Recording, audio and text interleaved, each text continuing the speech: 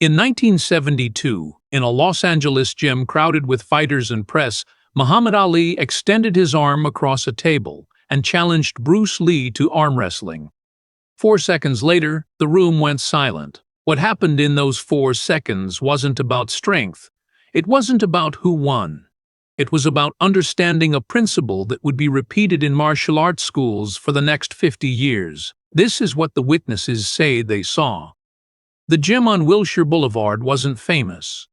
Heavy bags, worn mats, the smell of sweat and leather. Bruce Lee had rented the space for a private workshop in late March 1972. 15 people, maybe less. He was demonstrating JeetKuneDo not for show, but for understanding. Economy. Directness. Efficiency. The door opened just after 2 o'clock. Muhammad Ali walked in. He wasn't scheduled.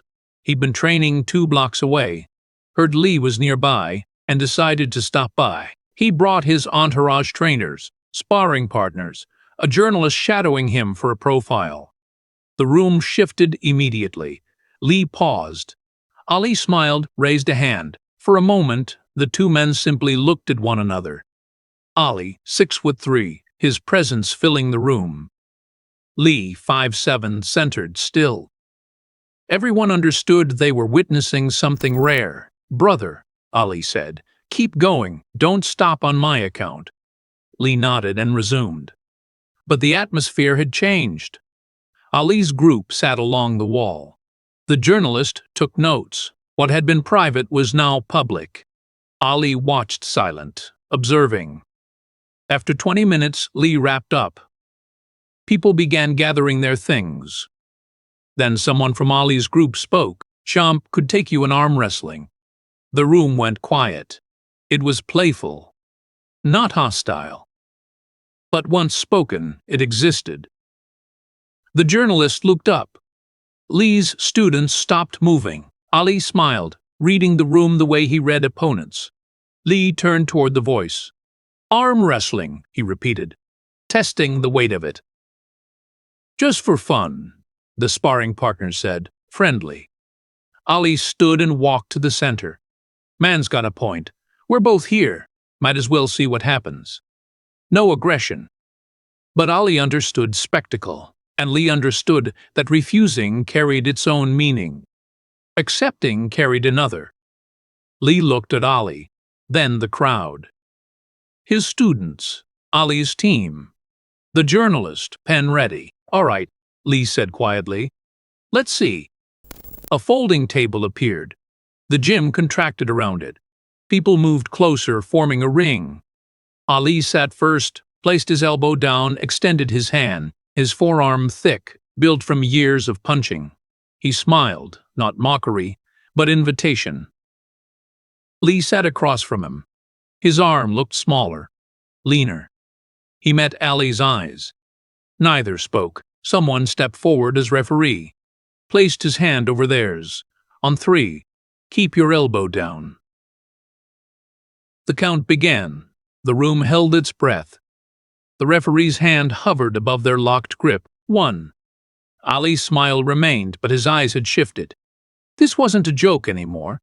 His fingers tightened slightly, testing Lee's grip. Lee's expression didn't change. Calm. Observational. He wasn't preparing to win. He was reading. 2. The circle around them had gone completely still. No one coughed. No one shifted weight. Ali's trainers leaned forward. Lee's students watched their teacher with the intensity of people who knew they were about to learn something. They just didn't know what yet. The journalist stopped writing. His pen hung above the page. What made this moment different from the dozens of casual challenges that happen in gyms every day was the silence. When fighters test each other, there's usually noise, bravado, laughter, commentary from the sidelines. But this room had turned ceremonial. 2 philosophies were meeting at a single point of contact. Ali's approach to fighting was overwhelming force, married to impossible speed. He broke opponents through accumulation punches that came from angles they couldn't predict, at volumes they couldn't sustain defending against. His arm across that table represented years of that philosophy made physical. Lee's approach was different. Not accumulation, but precision. Not volume, but timing. He taught his students to see fighting as a conversation between forces, where energy was going, how it could be redirected, where structure was strong, and where it could collapse with the right pressure at the right angle. Both men understood they were representing something larger than themselves. 3. The referee lifted his hand. For 1 second, nothing happened. Both men's arms stayed vertical, locked in place. Ali's bicep flexed. Lee's forearm remained still, but there was tension in his shoulder. His back, the whole structure of his body organized around that single point of contact. Then Ali pushed. He didn't explode. He applied pressures steadily, the way he'd done this 100 times before, expecting resistance to build and then break. His arm began to move Lee's hand toward the table. 2 inches. 3. Lee's face showed nothing. No strain. No effort. Just focus. Then something shifted. What happened next is described differently depending on who you ask, but every witness agrees on the timeline. 4 seconds. Maybe 5. Lee didn't resist the way Ali expected. He didn't push back with equal force. Instead, there was a subtle rotation in his wrist, a shift in his shoulder. His body dropped slightly, not collapsing, but settling into a different structure. And Ali's pressure, all that force moving in one direction, suddenly had nowhere to go. The journalist later described it as watching water redirect around a stone.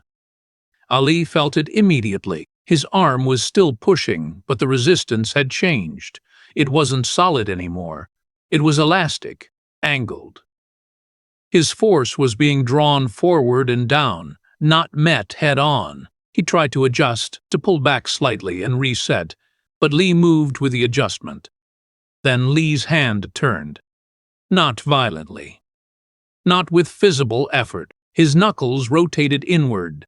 His elbow drew closer to his body, and the angle of pressure reversed. Ali's wrist began to bend. His forearm, moments ago pressing down, now found itself being guided toward the table. Ali pushed harder. His shoulder engaged, his face tightened, but the harder he pushed, the faster his hand moved down. It was mechanical, inevitable. Like watching a door close on a spring, you could slow it, but not stop it. 3 seconds in, Ali's knuckles were an inch from the table. 4 seconds in, they touched. The room exhaled as one. Ali's hand was pinned flat.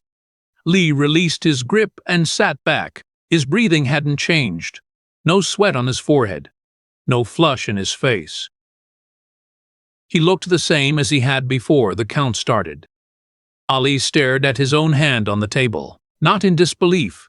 He was too experienced for that. But in reassessment. He flexed his fingers, rotated his wrist, as if checking that it still worked, the way he thought it did. The silence stretched. No one cheered. No one spoke.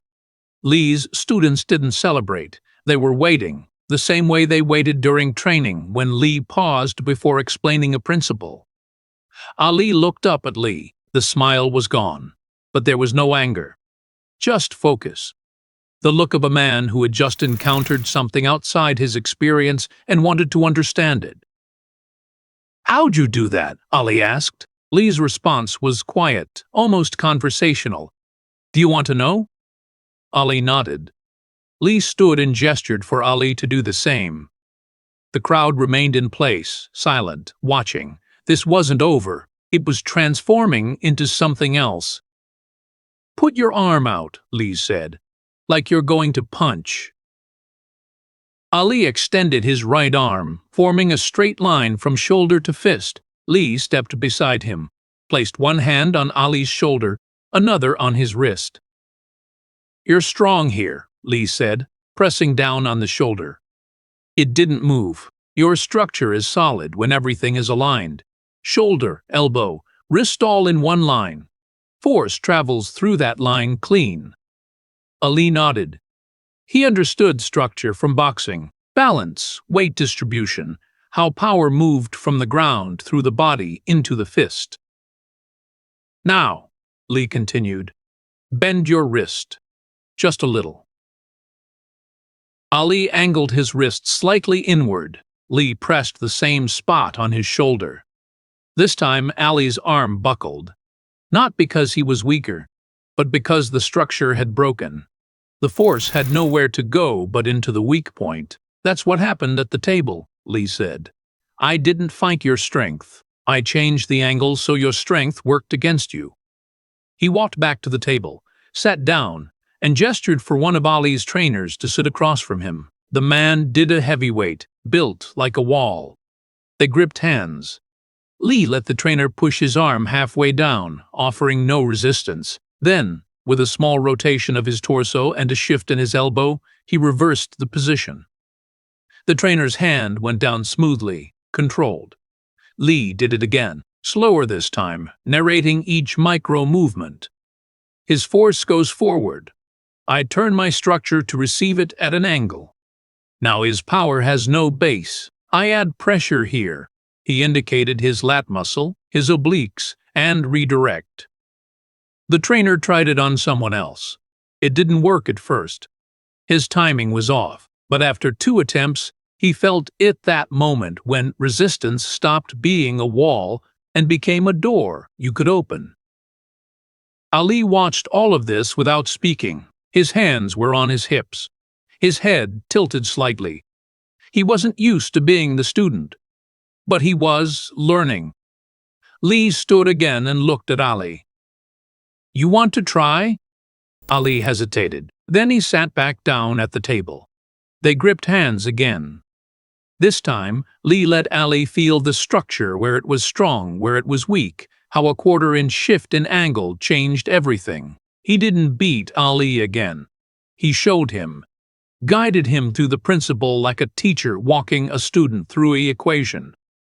When they released hands the second time, Ali leaned back in his chair. "That's something," he said quietly. Lee nodded. "It's not about being stronger, it's about understanding force." The room stayed quiet for another moment. Then, slowly, conversation returned. Ali's team gathered around him. Lee's students approached their teacher with questions. The journalist scribbled notes furiously, trying to capture what he'd just witnessed in words that would make sense on a page. Ali stood and extended his hand to Lee. Not for another challenge, for respect. Lee shook it. They spoke briefly, too quietly for most in the room to hear. Witnesses say Ali asked a few more questions about structure, about angles. Lee answered simply, without performance. Then Ali and his entourage left, the same way they'd arrived, unexpected, unannounced. But the story didn't leave with them. In the days that followed, word spread. Not through official channels. There was no press release, no announcement. It moved the way stories move in tight communities. Gym to gym, fighter to fighter, student to instructor. The details shifted depending on who told it. Some versions had Lee winning in 2 seconds. Others claimed Ali asked for a rematch. A few insisted it never happened at all. But the people who were there, they knew. 2 weeks later, Ali mentioned it in an interview. The journalist who'd been in the room had written about it, and now a radio host asked Ali directly, "Is it true Bruce Lee beat you in arm wrestling?" Ali laughed. Not the big performative laugh he used in press conferences. A quieter one. "Man showed me something I didn't know," he said. "That's not losing. That's learning." He didn't elaborate, didn't turn it into a story about himself. He let it sit there, simple and true. Lee never spoke about it publicly. When students asked, he deflected. It wasn't important, he'd say. But privately, he used the moment as a teaching example. In closed sessions, he'd explain the principle behind what happened, how force could be redirected, how structure mattered more than strength, how understanding your opponent's energy was more valuable than overpowering it. His students began teaching it to their students, not as the time Bruce Lee beat Muhammad Ali, but as a demonstration of leverage, timing, sensitivity, The specifics of who was involved became less important than the lesson underneath. Within a year, instructors across the country were referencing the Ali encounter in classes. Most of them hadn't been there. Some had heard it secondhand, thirdhand. But the principle remained consistent: efficiency over force, structure over strength, awareness over aggression. The moment became a parable, and like all parables, it grew larger than the event itself. It stopped being about two men at a table and became about what those two men represented: power versus precision, spectacle versus subtlety. The lesson that sometimes the quietest demonstration carries the furthest. Decades later, it was still being taught. By the time both men were gone, Lee in 1973, Ali in 2016, the story had become something beyond memory.